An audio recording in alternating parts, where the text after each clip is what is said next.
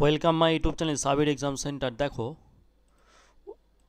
WBPSC যে clerkship exam হয়েছে already 16 তারিখে, 16ই নভেম্বর ফার্স্ট শিফট সেকেন্ড শিফটে কিন্তু এক্সাম সম্পূর্ণ করা হয়েছে।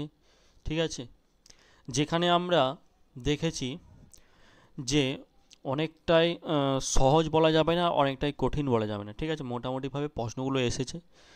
আশা করছি তোমরা ভালোভাবে পরীক্ষা দিয়েছো।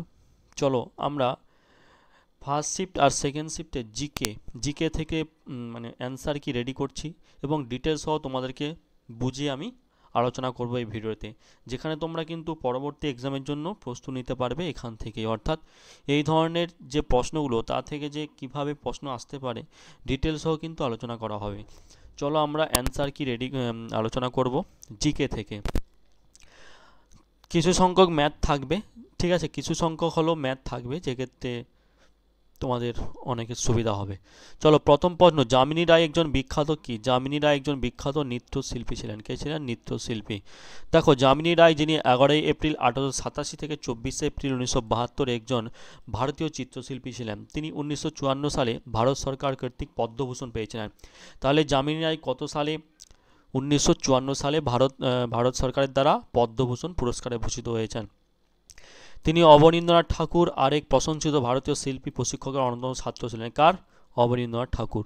পরবর্তী দুয়ের দাগের প্রশ্ন দেখো, দুয়ের দাগের প্রশ্ন জিকে প্রশ্ন এসেছিল, নিউমিসমেটিক্স হলো যার অধ্যয়ন। দেখো, এখান থেকে একটা টপিকের প্রশ্ন এসেছে, এটা হচ্ছে খুবই একটা গুরুত্বপূর্ণ এই টপিকটা, বারবার কিন্তু ক্লাস আমি বলেছিলাম।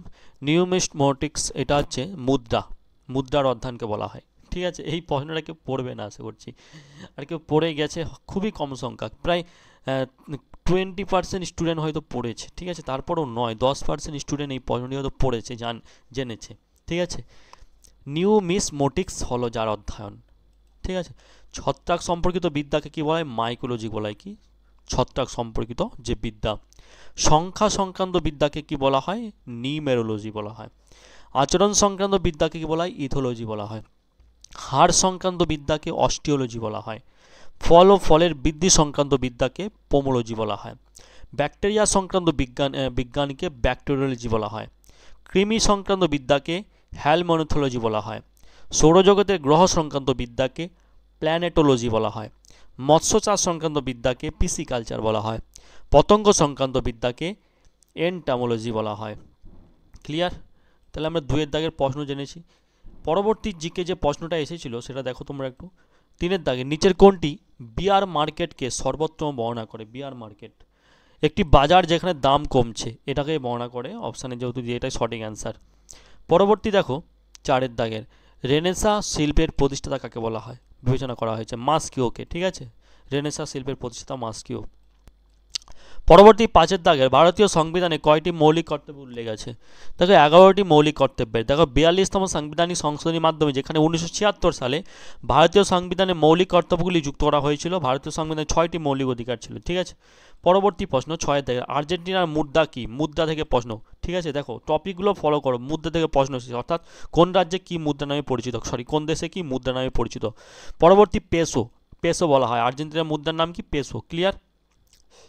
আচ্ছা, রাজধানী যদি আমরা দেখি, আর্জেন্টিনার রাজধানী বুয়েনোস আইরেস। ঠিক আছে, ভাষা হচ্ছে স্প্যানিশ ভাষা। রাষ্ট্রপতি হ্যাভিয়ের মিলেন, যিনি বর্তমানে রাষ্ট্রপতি আছে আর্জেন্টিনার, হ্যাভিয়ের মিলেই।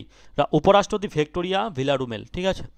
আচ্ছা, পরবর্তী প্রশ্ন দেখো, ভিতরকানিকা জাতীয় উদ্যান কোন রাজ্যে অবস্থিত? জাতীয় উদ্যান কোন রাজ্যে, কোন জাতীয় উদ্যান প্রশ্ন এসেছে এখান থেকে ক্লার্কশিপ এক্সামে। ঠিক আছে, ফার্স্ট শিফট সেকেন্ড শিফট আলোচনা করছি। সম্পূর্ণ ফার্স্ট এবং সেকেন্ড শিফট 16ই নভেম্বর যে ক্লার্কশিপ এক্সাম হয়েছে 2024 সালে, ঠিক আছে, নভেম্বর মাসে, সেইগুলো পুরো জিকে ডিটেলস সহ আমি আলোচনা করছি। ঠিক আছে, ডিটেলস সহ প্রশ্ন উত্তর আলোচনা করছি। ভিতরকনিকা জাতীয় উদ্যান কোন রাজ্যে অবস্থিত? বিহার। ঠিক আছে, ক্যাপিটাল পাটনা। এর ক্যাপিটাল হচ্ছে, রাজধানী হচ্ছে, বিহারের রাজধানী কি? পাটনা। চিফ মিনিস্টার কি আছে? নীতিশ কুমার হচ্ছে চিফ মিনিস্টার আছে, আর গভর্নর হচ্ছে রাজেন্দ্র আর্লিকার। ঠিক আছে, চলো পরবর্তী দেখো 8এর দাগের, গিগ ইকোনমি ধারণার বৈশিষ্ট্যটা কি? গিগ ইকোনমি ধারণার বৈশিষ্ট্য হচ্ছে স্বল্পমেয়াদী চুক্তি বা ফ্রিল্যান্সের কাজ। ঠিক আছে। আচ্ছা, পরবর্তী 9, কোন রাজ্যে সম্প্রতি একটা ব্যাপক সামাজিক কল্যাণ প্রকল্প যোগ্যশ্রী চালু? দেখো এই যে এই প্রশ্নটা কিন্তু কারেন্ট অ্যাফেয়ার্স থেকে তুলে ধরেছে। এই প্রশ্নটা কিন্তু কারেন্ট অ্যাফেয়ার্সে বারবার পপুলার হয়ে গেছে বলা চলে। ঠিক আছে, আশা করছি সকলের জানা আছে। কোন রাজ্য সম্প্রতি একটি ব্যাপক সামাজিক কল্যাণ প্রকল্প যজ্ঞশ্রী চালু করেছেন? পশ্চিমবঙ্গ। ঠিক আছে, পশ্চিমবঙ্গ সরকার, মমতা বন্দ্যোপাধ্যায়। আমরা পরবর্তী দেখি 10-এর দাগের, কোন প্রতিষ্ঠান ভারতের পশু সম্পদ টেলিমেডিসিনের জন্য নির্দেশিকা প্রকাশ করেছে? এটাও একটা কিন্তু কারেন্ট অ্যাফেয়ার্স থেকে প্রশ্ন দিয়েছে। তোমরা জানো ডাব্লিউবিপিএসসি ক্লার্কশিপে কিন্তু কারেন্ট অ্যাফেয়ার্স থেকে অনেকগুলো প্রশ্ন আসে। সঠিক অ্যান্সার নীতি আয়োগ। গঠিত কত সালে? নীতি আয়োগ গঠিত হচ্ছে 1 জানুয়ারি 2015 সালে। সদর দপ্তর হচ্ছে নয়াদিল্লিতে। বার্ষিক বাজেট তুলে ধরা হয়েছে এবং পরিকল্পনা মন্ত্রণালয়ের সহ এটা তুলে ধরা হয়েছে। চেয়ারপারসন নরেন্দ্র মোদী এখন নীতি আয়োগের চেয়ারপারসন হচ্ছে, ভাইস চেয়ারম্যান হচ্ছে সুমন বেরি, আর সিইও হচ্ছে বিভিআর সুব্রহ্মণ্যন। ঠিক আছে, চলো পরবর্তী 11 দাগে, নিম্নলিখিত ব্যক্তিদের মধ্যে কে 2024 সালে ভারতরত্ন পুরস্কার পেয়েছেন? কর্পূরী ঠাকুর। ঠিক আছে, কর্পূরী ঠাকুর। পরবর্তী প্রশ্ন চলে যাচ্ছি 12 দাগের। 12 দাগের প্রশ্ন থেকে, মোহিনী আট্টম ভারতের কোন রাজ্যের নৃত্যশৈল? মোহিনী আট্টম হচ্ছে কেরালা রাজ্যের নৃত্যশৈল। রাজধানী হচ্ছে তিরুবনন্তপুরম। রাজ্যপাল হচ্ছে আরিফ মোহাম্মদ খান। মুখ্যমন্ত্রী পিনারাই বিজয়ন, সিপিআইএম যাকে বলা হয়, সিপিআইএম এর মুখ্যমন্ত্রী তিনি, কেরালা সিপিআইএম পিনারাই বিজয়ন। ঠিক আছে, পরবর্তী প্রশ্ন 13 দাগে, নিচের কোন সংবিধান সংশোধনীর মাধ্যমে পঞ্চায়েত রাজ ব্যবস্থাকে সাংবিধানিক মর্যাদা দেওয়া হয়েছে? খুবই গুরুত্বপূর্ণ প্রশ্ন। 73তম সংবিধান সংশোধনী। কততম? 73তম। দেখো, 73তম যে সংবিধান সংশোধনী আইন, সেটা হচ্ছে 1992 সালে পাস করা হয়েছিল। এটি পঞ্চায়েতি রাজ প্রতিষ্ঠানগুলিকে সাংবিধানিক মর্যাদা এবং সুরক্ষা দিয়েছিলেন। এটি পঞ্চায়েত শিরোনামের নতুন নবম অংশ যুক্ত করা হয়েছে এখানে। এটি হচ্ছে একাদশ তফসিলেও যুক্ত করেছে, যাতে পঞ্চায়েতের কার্যকরী ক্ষেত্রগুলি রয়েছে।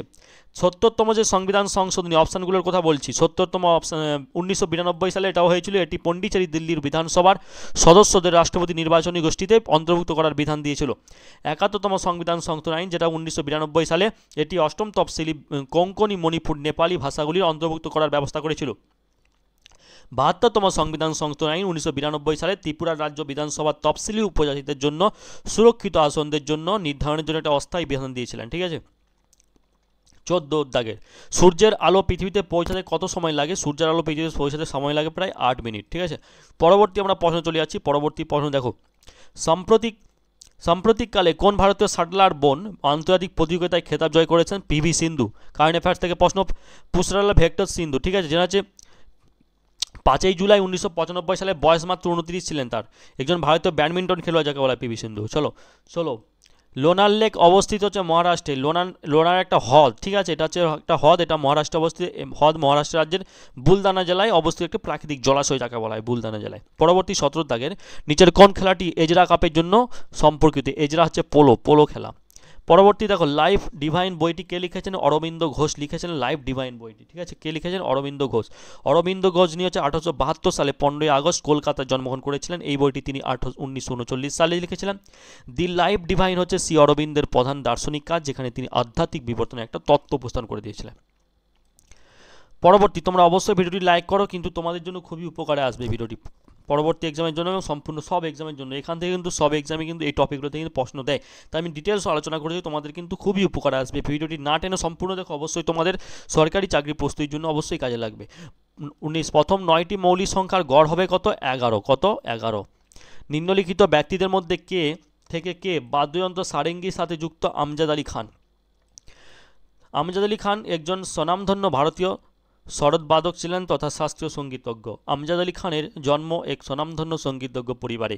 1960-এর দশকে তিনি আন্তর্জাতিক স্তরে সঙ্গীতানুষ্ঠান সংশোধন করেছিলেন। 2001 সালে তাকে ভারতীয় দ্বিতীয় সর্বোচ্চ বেসামরিক সম্মাননা পদ্মভূষণ দিয়েছিলেন। কত সালে? 2001 সালে তিনি হচ্ছে বেসামরিক পদ্মভূষণে ভূষিত হয়েছিলেন আমজাদ আলী খান। চলো পরবর্তী প্রশ্ন, পার্ক চিক হিমবাহ কোন রাজ্যে অবস্থিত? লাদাখে অবস্থিত।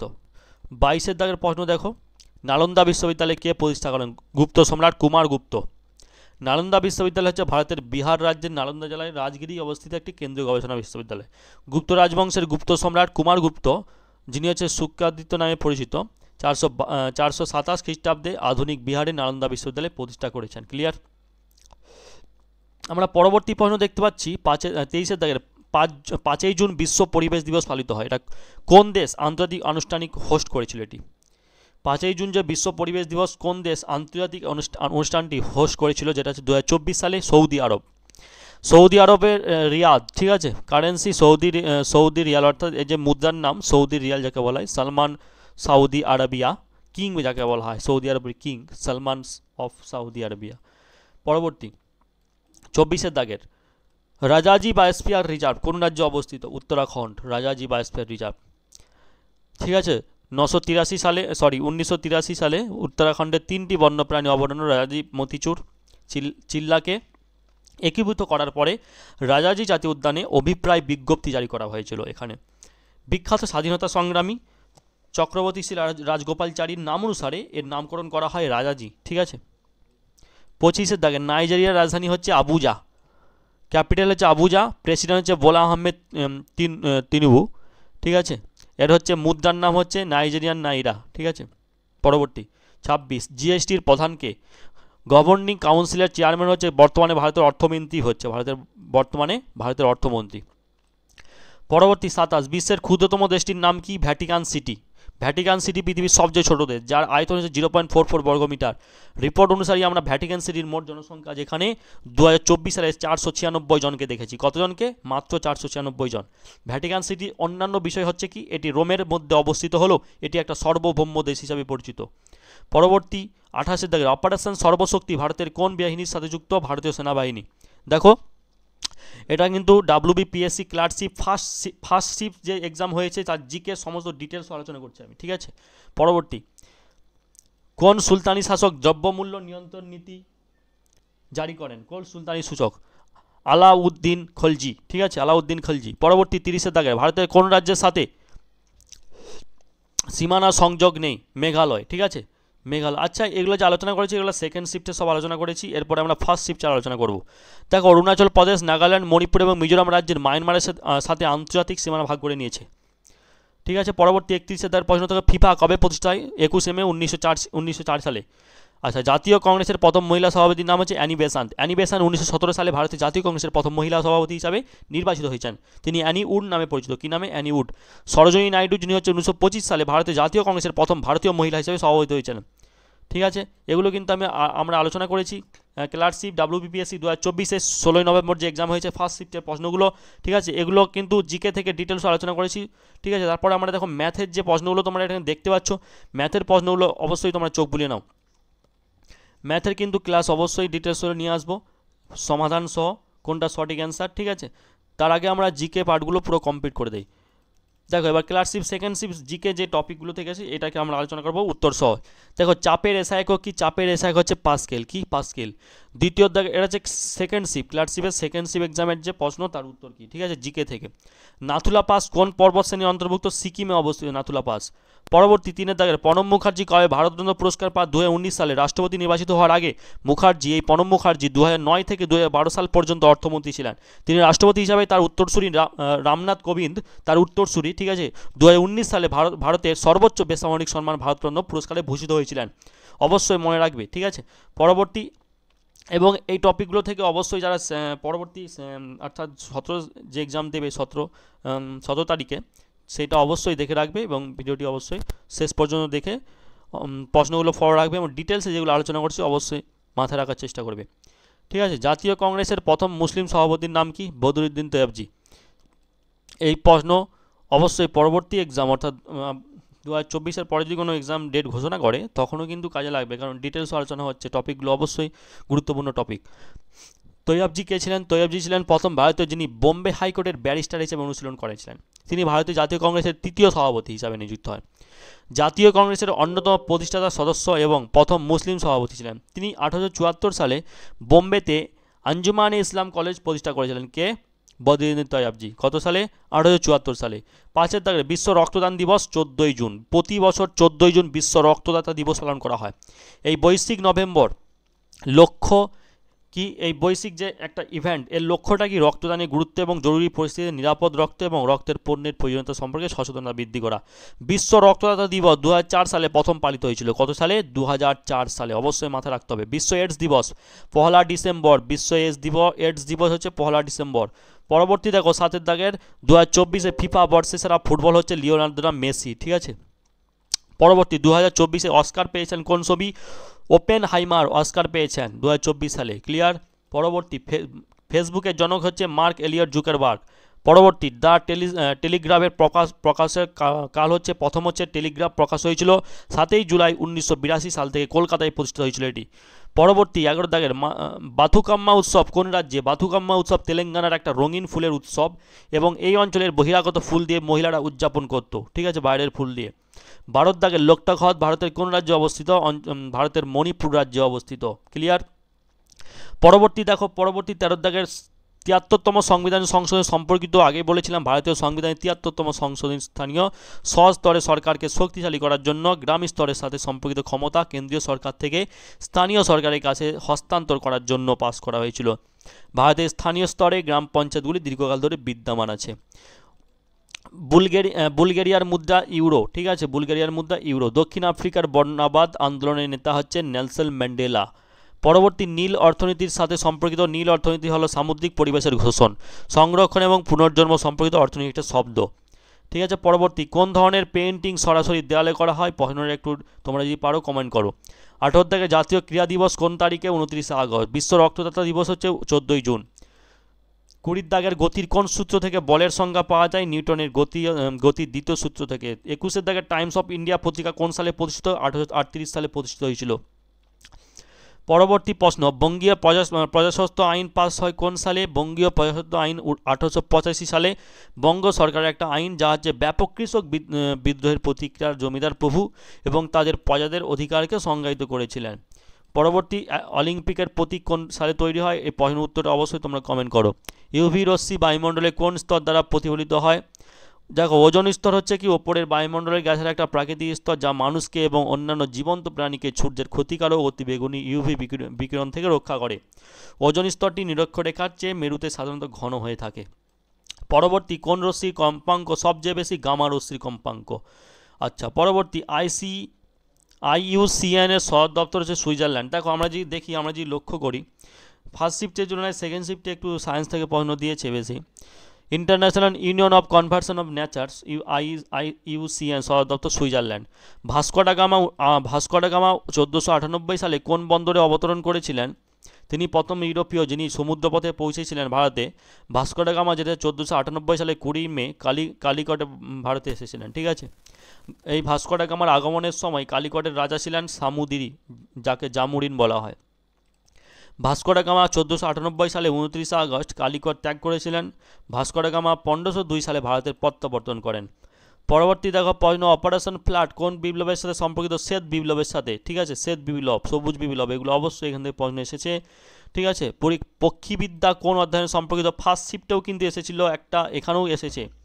পক্ষীবিদ্যা কোন অধ্যয়নের সাথে সম্পর্কিত?